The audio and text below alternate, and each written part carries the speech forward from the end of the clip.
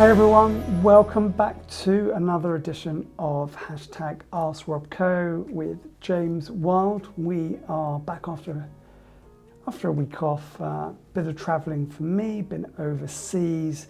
We're now hitting September and we're really looking for those good signs of movement within the property market and lending and finance. All good, James, how have you been? Yeah, no, really good, thanks Rob. How about yourself? Yeah, all good, all good. Happy to be back. Happy to be doing another show and updating our audience who are watching, listening and catching up with us every week. What's been happening generally? Well, you know, things on the ground here in terms of surveying have been pretty busy. Things are starting to ramp up in terms of, you know, we've ticked over to September now. There's a lot of people are starting to get back from holiday. The children are going back to school. So there are certainly some whispers of the market getting busier. There's certainly more activity that we're seeing here on the ground, you know, which is positive. And as we predicted throughout the quieter months in the summer, Rob, the telling point would be as we get through into September in this autumn Q3 period. I mean, just looking at the data for the last few weeks, for those that haven't been updated or haven't seen what we've been sending out, there has been a bit of a lull since we last spoke, which is again very seasonable peak holiday weeks with the bank holiday as well. And so we've seen instruction levels down 2 weeks in a row below 200. And we've seen the sold figures down as well after a bit of a recovery in early August to the 111, 112 marker. Anything into that, or we're just putting that down to pure seasonal behaviour?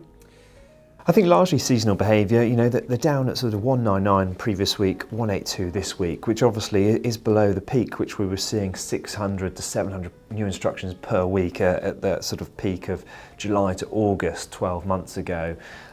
So, you know, a lot of agents, as we say, Rob, there is activity in the market as we're out speaking to agents on a regular basis. So now into September, it's typically quite a busy time in the property market, this period up until we get to that sort of Christmas cut-off. So it's a bit of a wait and see, but hopefully those instructions certainly get up to the 300 to 400 mark, just to sort of alleviate some of that stock shortage that we're seeing in the market.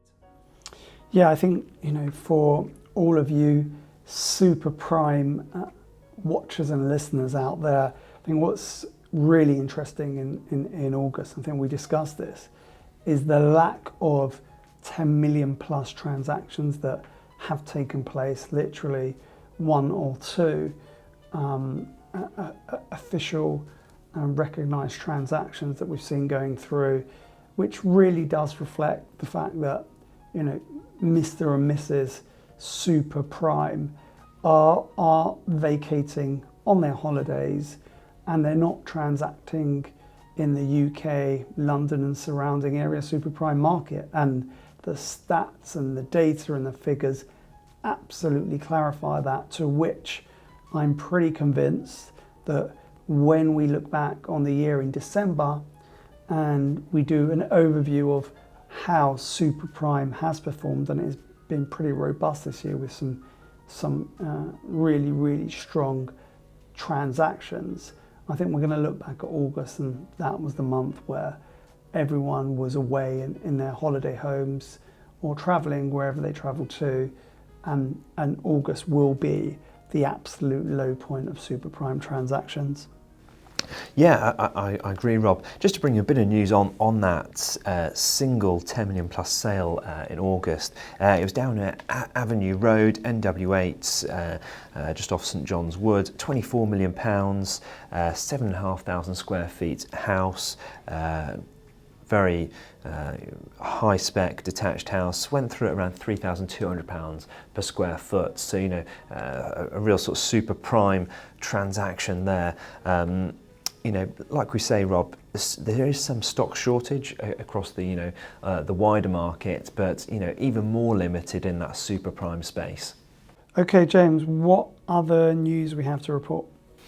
Well, Rob, it's been in terms of the London rental market and across the rental market in the UK, two very different markets in the last 12 months, with obviously London suffering with people sort of moving out of the city, people choosing to work from home. So we've seen sort of a rise in the stopgap renters in the last few months. 1 in 10 homes in July were sellers who were struggling to find a new house to buy, one statistic is telling us. So, a new almost sector of renters there in that space. And as we spoke about last week, Robert, some buyers are just, with the competitive nature that we've seen in the buying of property, a lot of buyers are now choosing to sell their house before looking to acquire a new home, just so that they've got their finances in order. There's no chain, they're chain free, they're a more desirable prospect for the seller to choose when often there is multiple buyers per property. So sort of a new sector there, and an interesting statistic for you. Furthermore, in terms of, again, let's talk about the slight stock shortage at the moment. According to Zoopla, we've got 27% fewer homes for sale in July 2021 than July 2020, despite those lockdown restrictions of 12 months ago or so. So again, just another statistic which highlights some of the stock shortages here, not only in London but across the UK. I mean, I'm not a lover of the like-for-like 2020-21 comparisons, James, because I don't feel they paint a true picture and fair reflection of market activity. I think in July 2020 we saw quite a few months worth of properties come through because that pipeline wasn't able to reach the market because of the lockdown. So I think that such like-for-like comparisons should probably be on a 3-5 year annualized basis on normal performing years, rather than that outlier of July 2020 with all of that pent-up property stock that came through them. Completely agree with that, and like you say, COVID has really sort of affected some of the traditional seasonal traditions, planes which we've seen in the market, that being one of them there. Just in terms of other property news, obviously we've got permitted development rights, very topical at the moment, and with these due to change very imminently. So in terms of how it's going to affect London, in terms of the PDR proposals will allow developers to convert high street units into residential property. Now, just under half of London's local planning authorities here in London have introduced or intend to introduce a ban on the development under the commercial property to residential on the PDR, permitted development rights, which are introduced this month. A lot of them have cited concerns over the loss of business space and possible sort of poor quality housing, with a lot of those boroughs having various property licensing protocols in place as well. So that might be more of one to which will affect more regional towns and cities across the UK, rather than in London, with many local authorities opting out of that scheme. However, the government's obviously brought that in to try and ease some of the housing shortages, housing crisis, get more stock out there and available, Rob. Yeah, I think it's going to be interesting to see how that gets regulated. I think watch this space. Yeah, and just whilst we're speaking about the high street, we've lost a number of department stores in the UK in the last 5 or so years, and just to put that into some perspective for numbers, it's lost 83% in the UK of its department stores since the collapse of British Home Stores, or BHS. For instance, in 2016, there was 467 department stores in the UK, whilst today there's just 79. So, massive decrease of 83%, which are still operational. Now, some further statistics on that. Of those 388 stores which have closed, only 151 have re-let. So look, a lot of those 237 are still vacant, although some have plans underway for repurposing, possibly change of use, or re-letting. So it just highlights some of the vacancies we've seen or are seeing in the high street. It's not a trend of any particular area, but more so in the sort of regional towns and cities across the UK rather than in London, albeit on Oxford Street, one of the landmark roads in London. There are currently large vacancies. Rob, we've got the Topshop unit just out as you come out of Oxford Circus. As you move down, some of the department stores which are closing and vacating. So I think that's one of my biggest points of interest is, what is the high street of 2030, 2040, 2050 going to look like? Is it going to be completely revolutionised? And what's going to happen to that current space? And that fascinates me in general in property. I love how over time it innovates, whether it goes from office to resi and then resi back to office, and the high street changes its use and the demands and retailers innovate and shop demands change. I think that's what's so fascinating about this industry and why it's so exciting to work in it, because it's not constant, it's always moving, and the market decides. The market decides, people decide, the demand decides what should be somewhere and why a certain price should be paid. That's it, definitely. And as we saw, there's demand often for larger units on the high street, which logistically just isn't possible, which obviously saw the rise of the out-of-town retail shopping parks. So, whether we'll go full cycle and there'll be an increase in those, and whether the high street will be more, sort of experience shopping rather than your sort of department stores that we've more traditionally seen. So it's definitely evolving as we speak, and even the next few years we're going to see a changing face of the high street with new stores, shops, and some evolution there. Brilliant. Any other news to close out this week?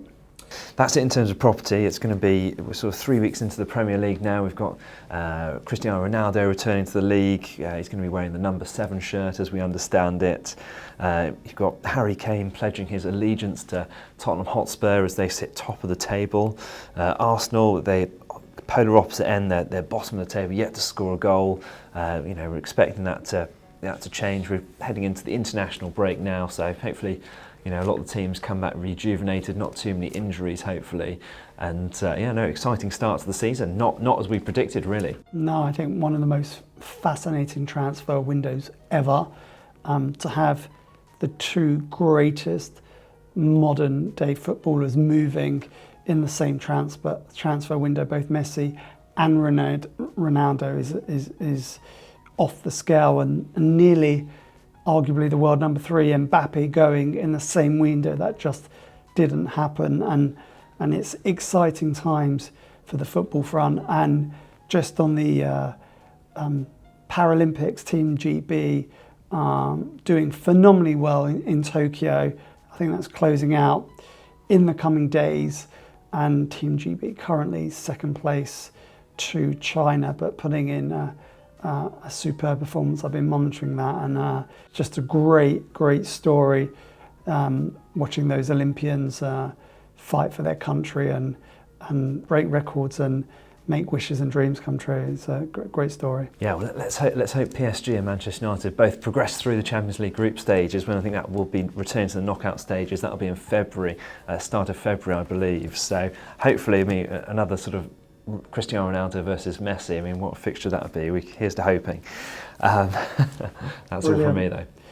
Great. Thanks, James. Thanks for your input. September's kicked in. Very much hoping to get out and about once again as we return to some kind of normality, meeting up with all of the clients, all of the banks, all of the lenders, all of the agents, and really going deep into the property market, see what's going on the ground as we're reporting to you every week live.